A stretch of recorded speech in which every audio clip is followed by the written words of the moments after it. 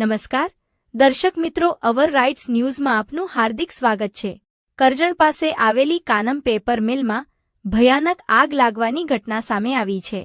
લગભગ 4 વાગ્યે શરૂ થયેલી આગે થોડા જ સમયમાં ગંભીર રૂપ ધારણ કર્યું હતું।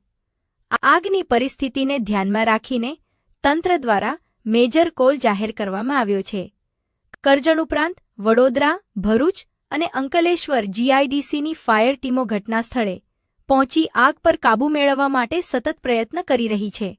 6 કલાકથી વધુ સમય વીતી ગયો હોવા છતાં આગ હજી નિયંત્રણમાં આવી નથી। ફાયર બ્રિગેડને આગ બુઝાવવા માટે આસપાસની કંપનીઓમાંથી પાણી લાવવું પડી રહ્યું છે, જેના કારણે કામગીરી વધુ પડકારજનક બની છે। ઘટનાની જાણ થતાં કરજણના નાયબ કલેક્ટર, ડીવાયએસપી, પીઆઈ તેમજ મામલતદાર સહિતના અધિકારીઓ સ્થળ પર પહોંચી પરિસ્થિતિની સમીક્ષા કરી રહ્યા છે। આગ લાગવાના કારણોની તપાસ ચાલુ છે। હાલ સુધી કોઈ જાનહાનિ નોંધાઈ નથી।